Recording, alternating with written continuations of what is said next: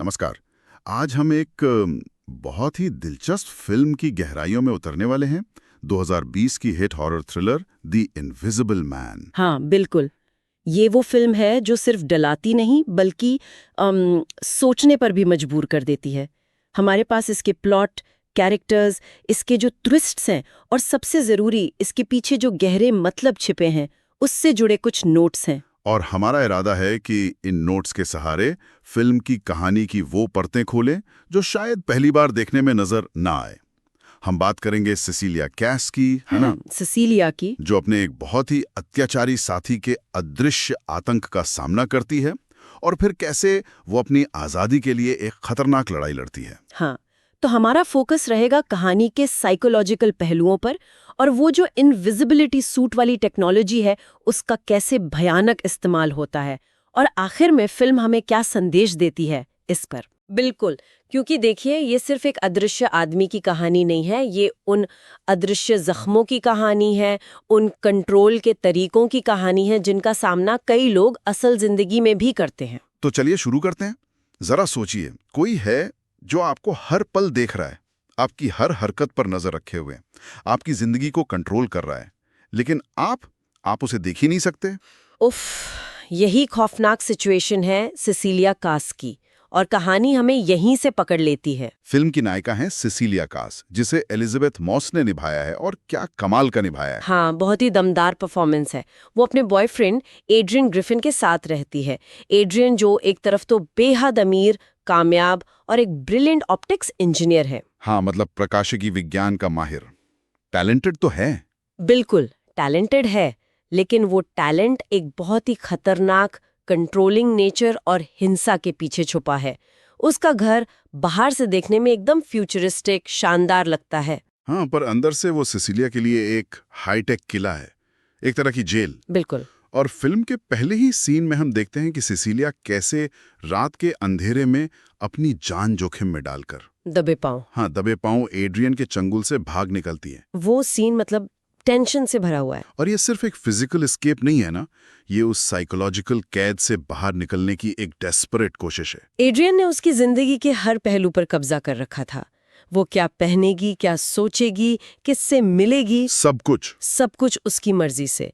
तो उसका भागना आजादी की तरफ पहला बहुत ही मुश्किल कदम था। फिर वो भागकर अपनी दोस्त के पास जाती है, छिप जाती है, और कुछ हफ्तों बाद सिसिलिया को एक खबर मिलती है। हाँ, खबर आती है कि एड्रियन ने आत्महत्या कर ली है। तो पहली फीलिंग तो राहत की ही होगी, है ना, कि चलो बुरा सपना खत्म हुआ। शायद हाँ, ऊपरी तौर पर तो ऐसा ही लगता है, लेकिन कहानी में एक और ट्विस्ट आता है। पता चलता है कि एड्रियन अपनी करोड़ों की जायदाद सिसिलिया के नाम कर गया है। अच्छा, अब ये बात तो राहत के बजाय शक पैदा करती होगी। बिल्कुल, सिसिलिया का शक और गहरा हो जाता है। वो सोचती है कि एड्रियन जैसा कंट्रोल फ्रीक इंसान, जो अपनी जिंदगी में किसी भी चीज पर से अपना कंट्रोल छोड़ना नहीं चाहता था, हाँ। वो इतनी आसानी से हार कैसे मान सकता है? क्या उसकी मौत भी उसके किसी बड़े खतरनाक प्लान का हिस्सा है? कहीं ये जायदाद छोड़ना भी कंट्रोल करने का कोई नया तरीका तो नहीं? या कोई जाल? हाँ, या किसी जाल में फंसाने की शुरुआत। शक के ये बीज उसके मन में पनपने लगते हैं। और उसका शक सही साबित होता है। जल्दी ही सिसिलिया जहां रह रही होती है, अपनी बहन और उसके दोस्त के घर, वहां अजीब और डरावनी घटनाएं शुरू हो जाती हैं। हाँ, और ये चीजें शुरू में बहुत छोटी छोटी होती हैं, इतनी छोटी कि किसी और को यकीन दिलाना बहुत मुश्किल हो। जैसे सुबह उठने पर ऐसा महसूस होना कि बिस्तर पर कोई और भी था, उसका वजन महसूस होना, या रसोई में स्टोव का फ्लेम अचानक तेज हो जाना और आग लग जाना। दरवाजों का अपने आप खुलना या बंद होना, या फिर एक बहुत अहम सीन है जब वो नौकरी के लिए इंटरव्यू देने जाती है तो उसके पोर्टफोलियो से उसके जरूरी डिजाइन, उसके पेपर्स गायब हो जाते हैं। हाँ, ये सब इतना महीन होता है कि बाहर से देखने वाले को यही लगेगा कि सिसिलिया या तो चीजें भूल रही है, या ध्यान नहीं दे रही, या फिर शायद वो सदमे में है। बिल्कुल, और यहीं पर फिल्म गैस लाइटिंग के कॉन्सेप्ट को बहुत ही असरदार तरीके से दिखाती है। ये सिर्फ डराना नहीं है, ये विक्टिम को धीरे धीरे ये यकीन दिलाने की कोशिश है कि उसकी मेंटल स्टेट ठीक नहीं है, कि जो वो महसूस कर रही है वो असलियत नहीं बल्कि उसके दिमाग का वहम है। एग्जैक्टली। और अदृश्यता इस गैस लाइटिंग को भयानक रूप से पावरफुल बना देती है। सोचिए, आपके साथ अजीब चीजें हो रही हैं, आपको खतरा महसूस हो रहा है, लेकिन आप कोई सबूत नहीं दे सकते। कोई फिंगरप्रिंट नहीं, कोई चेहरा नहीं। कुछ नहीं। एड्रियन सिर्फ उसे डरा नहीं रहा, वो उसकी रियलिटी की बुनियाद हिला रहा है। वो उसे दुनिया की नजरों में अनरिलायबल बना रहा है। और इसी अदृश्यता के पीछे छिपा है एड्रियन का वो तकनीकी कमाल, वो हाईटेक ऑप्टिकल सूट, एक इनविजिबिलिटी सूट जिसे पहनकर वो पूरी तरह गायब हो जाता है। हाँ, अब सिसिलिया को पूरा यकीन हो जाता है कि एड्रियन मरा नहीं है, वो अदृश्य होकर उसे सता रहा है। पर मसला वही है, इस सच को साबित कैसे करें? यही उसकी ट्रेजेडी है। वो मदद के लिए चिल्लाती है पर उसकी आवाज जैसे कोई सुनता ही नहीं। दोस्त, बहन, पुलिस, कोई भी उसकी इस इम्पॉसिबल कहानी पर यकीन नहीं करता। सबको लगता है कि एड्रियन की मौत और उसके साथ जो पहले बुरा बर्ताव हुआ, उसके सदमे ने सिसिलिया का मानसिक संतुलन बिगाड़ दिया है। उसे सिंपैथी मिलती है पर विश्वास नहीं। और एड्रियन इसी का फायदा उठाता है। उसका मकसद सिर्फ सिसिलिया को डराना या परेशान करना नहीं है ना? नहीं, बिल्कुल नहीं। उसका मकसद उसे पूरी तरह से तोड़ देना है।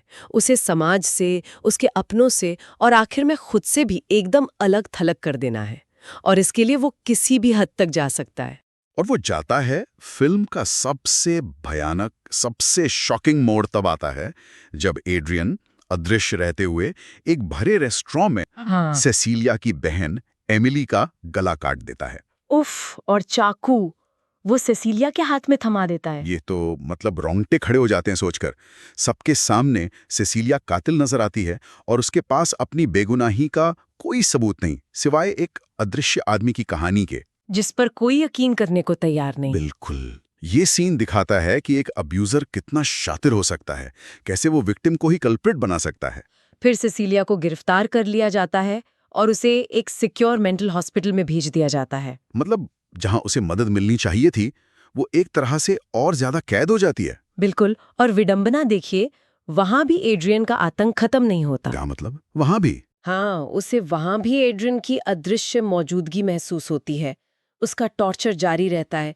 ये हिस्सा दिखाता है कि कैसे हमारा सिस्टम, हमारी सामाजिक व्यवस्थाएं अक्सर ऐसे मामलों में, खासकर अब्यूज के शिकार लोगों को समझने और उनकी मदद करने में नाकाम रहती हैं। खासकर तब जब कहानी सुनने में अविश्वसनीय लगे या फिर अब्यूजर बहुत चालाक और रिसोर्सफुल हो। सही कहा। सिसिलिया की चीखें जैसे उन दीवारों से टकरा कर रह जाती हैं। इसी दौरान उसे एक और बात पता चलती है कि वो प्रेग्नेंट है। हाँ, ये एक और कॉम्प्लिकेशन है और एड्रियन यही चाहता है कि वो बच्चा पैदा हो। ये उसके कंट्रोल का एक और घिनौना तरीका है। बच्चे के जरिए वो सिसिलिया को हमेशा के लिए अपने साथ बांधना चाहता है। लेकिन इसी निराशा के अंधेरे में सिसिलिया को एक उम्मीद की किरण नजर आती है। हाँ, उसे पता चलता है कि एड्रियन ने अपनी मौत का नाटक रचा था और इसमें शायद उसके भाई टॉम की भी मिलीभगत थी।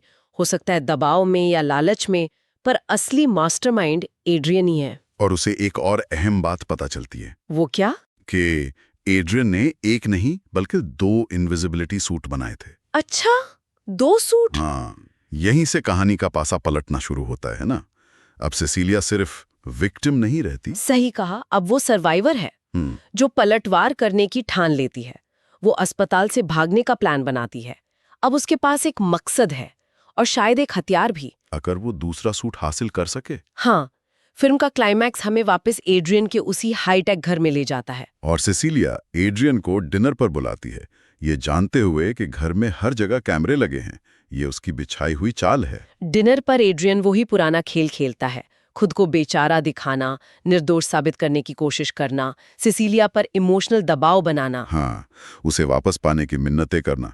दिखाता है कि वो कितना आहत है सिसिलिया के शक से। लेकिन सिसिलिया अब उसके झांसे में आने वाली नहीं है। फिर वो टॉयलेट जाने का बहाना करती और चुपके से वो दूसरा इनविजिबिलिटी सूट पहन लेती है जिसे उसने पहले ही ढूंढकर छुपा लिया था। ये एक जबरदस्त पलटाव है। अब खेल बराबर का है, या शायद सिसिलिया का पलड़ा भारी है क्योंकि एड्रियन को इसका अंदाजा नहीं है। और फिर आता है फाइनल शोडाउन। सिसिलिया अदृश्य होकर एड्रियन पर हमला करती है और वो उसका गला ठीक उसी बेरहमी से काट देती है जैसे एड्रियन ने उसकी बहन एमिली का काटा था। और सबसे क्लेवर बात, ये सब सिक्योरिटी कैमरों में रिकॉर्ड हो रहा है। कैमरों के एंगल से ऐसा लगता है कि एड्रियन ने खुद अपना गला काटा है। एक परफेक्ट सुसाइड। सिसिलिया ने उसी की टेक्नोलॉजी, उसी के हथियार और उसी के तरीके का इस्तेमाल करके उसे खत्म कर दिया। और खुद को कानूनी तौर पर बिल्कुल साफ रखा। तो बाहरी दुनिया के लिए कहानी यही खत्म। एड्रियन ग्रिफिन ने आत्महत्या कर ली, शायद गिल्ट में या मेंटल इंस्टेबिलिटी के कारण। लेकिन असली सच सिर्फ सिसिलिया जानती है, और शायद दर्शक। हाँ, और ये सिर्फ बदला नहीं है, ये लिबरेशन है, मुक्ति है। बिल्कुल, ये उस कंट्रोल को वापस हासिल करना है जो उससे बेरहमी से छीना गया था।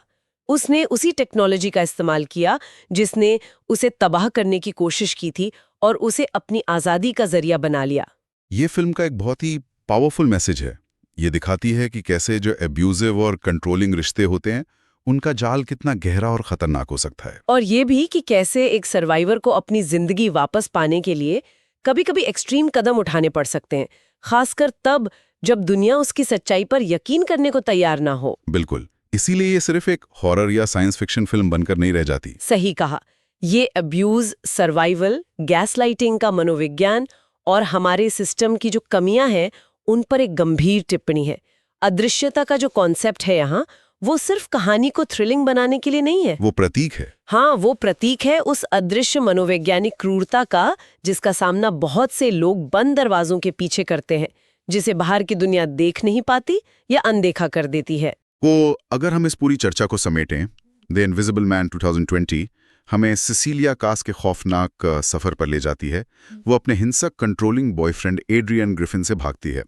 एड्रियन अपनी मौत का झूठा नाटक रचता है और फिर इनविजिबिलिटी सूट का इस्तेमाल करके उसे मानसिक और शारीरिक रूप से इस तरह प्रताड़ित करता है कि वो पागल लगने लगे। उसे उसकी बहन की हत्या के लिए फंसाया जाता है। कोई उसका विश्वास नहीं करता। सिस्टम भी उसे एक तरह से फेल कर देता है। लेकिन वो हार नहीं मानती। अंत में वो एड्रियन के ही हथियार यानी दूसरे इनविजिबिलिटी सूट का इस्तेमाल करके न सिर्फ अपना बदला लेती है, बल्कि उस कंट्रोल से अपनी आज़ादी भी हासिल करती है, भले ही इसके लिए उसे कानून की हदों को पार करना पड़ा हो। इस फिल्म का जो व्यापक महत्व है, ये सिर्फ एक एंटरटेनिंग थ्रिलर से ज्यादा क्यों है? क्योंकि ये साइंस फिक्शन की आड़ में बहुत ही असली और गंभीर मुद्दों को उठाती है, जैसे डोमेस्टिक वायलेंस, साइकोलॉजिकल अब्यूज और एक सर्वाइवर का स्ट्रगल। अदृश्य आदमी यहाँ सिर्फ एक फिक्शनल विलेन नहीं है, वो सिंबल है। हाँ, वो उन अनदेखे डरों, उस सटल कंट्रोल और उस इमोशनल मैनिपुलेशन का प्रतीक है जो रिश्तों में हो सकता है और जिसे समाज अक्सर पहचान नहीं पाता या नजरअंदाज कर देता है। ये टेक्नोलॉजी के दो धारी तलवार होने की बात भी सामने लाती है। कैसे एक आविष्कार जो शायद अच्छे इरादे से भी बना हो, गलत हाथों में पड़कर तबाही का हथियार बन सकता है। एड्रियन का टैलेंट उसके ईगो और उसकी क्रूरता को और ज्यादा खतरनाक बना देता है। हाँ, और ये फिल्म ये भी दिखाती है कि सर्वाइवर की लड़ाई अक्सर कितनी अकेली होती है। जब आपका सच इतना अविश्वसनीय हो कि कोई मानने को तैयार ना हो, तो न्याय पाना और खुद को बचाना कितना मुश्किल हो जाता है। आखिर में ये फिल्म एक बहुत ही दिलचस्प और शायद थोड़ा परेशान करने वाला सवाल हमारे लिए छोड़ जाती है। वो क्या? कि अगर सच में अदृश्य होने की शक्ति इंसान के हाथ लग जाए तो उसका इस्तेमाल कैसे होगा? क्या हम उसका उपयोग अच्छाई के लिए करेंगे, मदद के लिए, दुनिया को बेहतर बनाने के लिए? या फिर जैसा कि फिल्म दिखाती है, ये शक्ति इंसान के अंदर छिपे लालच, स्वार्थ और दूसरों पर हावी होने की जो प्रवृत्ति है, उसी को उजागर करेगी। ये वाकई एक गहरा सवाल है। टेक्नोलॉजी तो बस एक टूल है ना, वो अपने आप में अच्छी या बुरी नहीं होती। उसे इस्तेमाल करने वाले की नीयत उसे दिशा देती है। क्या ऐसी अनप्रेसिडेंटेड पावर जिम्मेदारी लाएगी या सिर्फ करप्शन और मिसयूज को बढ़ावा देगी? ये वाकई सोचने वाली बात है कि इंसान ऐसी शक्ति पाकर क्या करेगा।